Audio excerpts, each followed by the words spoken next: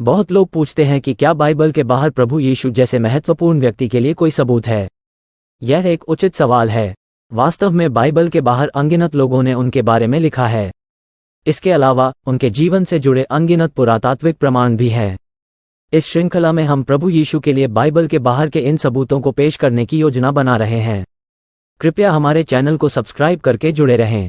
Doctor Johnson सी Philip के एक और वीडियो में आपका स्वागत है। डॉक्टर फिलिप क्वांटम न्यूक्लियर भौतिकी, ईसाई धर्मशास्त्र और बाइबल पुरातत्व के विशेषज्ञ हैं। उन्होंने कई विषयों पर अनगिनत किताबें लिखी हैं। वे आपके सवालों को टेक्स्ट या ऑडियो रूप में पाना चाहेंगे। इसके लिए अंत में दिए गए उनके व्हाट्सएप नंबर का उपयोग करें। फ्लेवियस जोसेफस, जिनका जन्म लगभग 37 ईस्वी में हुआ था, पहली सदी ईस्वी के एक प्रमुख यहूदी इतिहासकार और सैन्य नेता थे। वे अपनी किताब द जूइश वॉर के लिए जाने जाते हैं, जो रोमन शासन के खिलाफ यहूदी विद्रोह का विस्तृत विवरण देती है। जोसेफस का जन्म यरूशलेम में एक पुजारी परिवार में हुआ था और उन्होंने अपनी मां के माध्यम से राजसी वंश का दावा किया।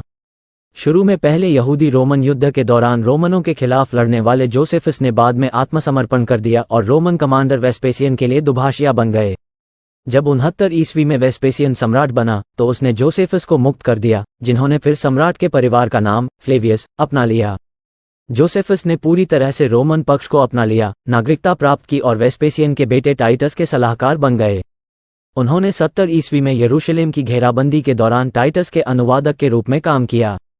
इसके बाद जोसेफस टाइटस के साथ रोम चले गए, जहां उन्हें रहने की जगह और पेंशन दी गई। रोम में फ्लेवियन संरक्षण के तहत जोसेफस ने अपनी सभी ज्ञात रचनाएं लिखी। ये पहले यहूदी रोमन युद्ध के बारे में महत्वपूर्ण जानकारी देती है और मृत सागर के पांडुलिपियों और यहूदी धर्म को समझने के लिए मूल्यवान संदर्भ प्रदान करती है। उनकी पुस्तकें इतिहासकारों के लिए भी एक महत्वपूर्ण स्रोत है, जो उस समय के व्यक्तियों, समूहों, रीति रिवाजों और भौगोलिक स्थानों का विवरण देती है। जोसेफस ने यहूदी जीवन के कई पहलुओं का वर्णन किया, जिसमें गलील में शहरों की संख्या, विशिष्ट रीति रिवाज और धार्मिक प्रथाएं शामिल हैं। उन्होंने दूसरे मंदिर काल के दौरान यहूदी महायाजकों की श्रृंखला के बारे में जानकारी दी और महत्वपूर्ण ऐतिहासिक घटनाओं और व्यक्तियों के बारे में बाइबल के बाहर के विवरण प्रदान किए।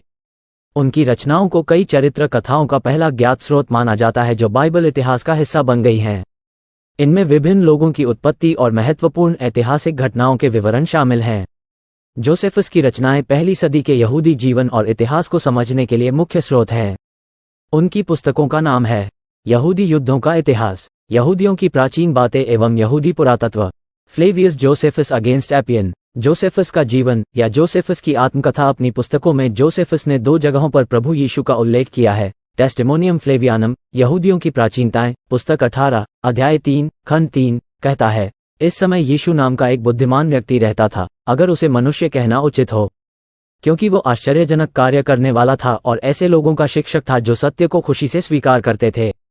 उसने कई यहूदियों और यूनानियों को जीत लिया।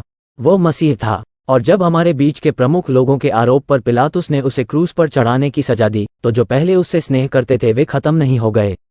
वो उन्हें तीसरे दिन जीवित होकर दिखाई दिया, क्योंकि परमेश्वर के भविष्यद्वक्ताओं ने इन बातों और उसके बारे में हजारों अन्य चमत्कारों की भविष्यवाणी की थी। और ईसाइयों का समूह, जो उसके नाम पर कहलाता है, आज तक लुप्त नहीं हुआ है। याकूब, यीशु का भाई जिसे मसीह कहा जाता था, का एक संदर्भ, यहूदियों की प्राचीनताएं, पुस्तक 20, अध्याय 9, खंड 1 कहता है, फेस्तुस अब मर चुका था और अल्बिनस रास्ते में था, इसलिए उसने न्यायाधीशों की सभा बुलाई और उनके सामने यीशु के भाई को लाया, जिसे मसीह कहा जाता था, जिसका नाम याकूब था, और कुछ अन्य लोगों को या उसके कुछ साथियों को। और जब उसने उन पर कानून तोड़ने का आरोप लगाया तो उसने उन्हें पत्थर मारने के लिए सौंप दिया। ये 2 बयान प्रभु यीशु और उनके भाई याकूब की ऐतिहासिकता की पुष्टि करते हैं। याद रखें, ये बाइबल के बाहर के लेखकों द्वारा पुष्टि है। जैसा कि पहले बताया गया था, फ्लेवियस जोसेफस पहली सदी ईस्वी में रहने वाला एक महत्वपूर्ण यहूदी इतिहासकार था। उसने यहूदी इतिहास और यहूदी लोगों के बारे में किताबें लिखी। हालांकि जोसेफस ईसाई नहीं था, उसने यीशु मसीह के बारे में कुछ बहुत महत्वपूर्ण बातें लिखी। जोसेफस की पुस्तकें इतिहास के लिए खास है क्योंकि 1. वो ईसाई नहीं था, इसलिए वो यीशु के बारे में बाइबल के बाहर का नजरिया देता है। 2. वो यीशु के समय के बहुत करीब रहता था, इसलिए उसकी जानकारी उस समय के आसपास की है। 3. वो एक गंभीर इतिहासकार था जो सही तथ्य लिखने की कोशिश करता था। अपनी किताबों में जोसेफस यीशु का 2 बार जिक्र करता है।